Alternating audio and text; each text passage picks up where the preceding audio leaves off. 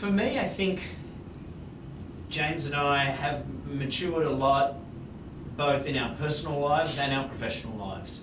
You know, when we wrote Saw, or you know, when we both came up with the idea, and then, you know, I went off and wrote it, and then James was trying to, you know, find a way to direct it somehow, which basically means you're looking for somebody with cash. Right. We were 24, 25 years old.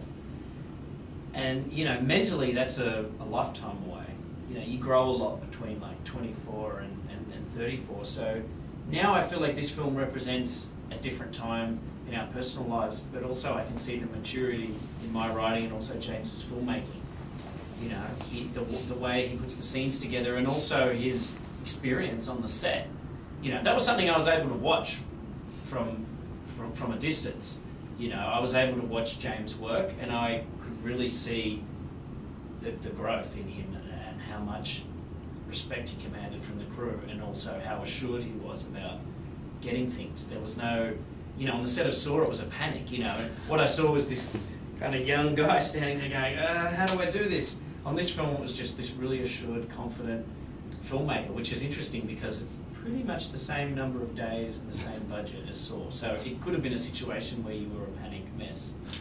Yeah, actually, this film is actually, you know, much smaller than Saw is in a lot of ways, budget, schedule, and stuff like that. So really needed to go into it, like Leigh said, with a very strong vision, because if you don't kind of go in there knowing what to shoot, you're going to be sitting around wasting time, basically, and this is not a big budget film, so you don't have a lot of time to waste. Right. So you kind of need to know what you're doing, and fortunate for me too, you know, Leigh's writing was so strong in this that it afforded me to get really strong actors like Patrick Wilson, Rosebud, Barbara Hershey, people that you generally wouldn't see in a genre film like this, you know, and so that really helped me there. It really freed me up by having really good actors that I can work with, and so that when I worked on some of the scenes with them, right, I could really help bring the scene to life, you know, ground the film in reality, because, you know, this is the kind of movie where you need to believe in the family dynamic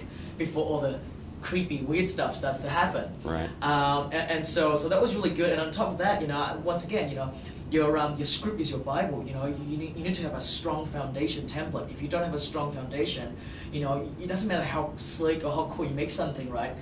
It wouldn't have a soul to it. And so that was the really great thing, was I felt like I had such a strong foundation to begin with that I can just really dive into the film and, you know, try and make it as good as I could. For sure.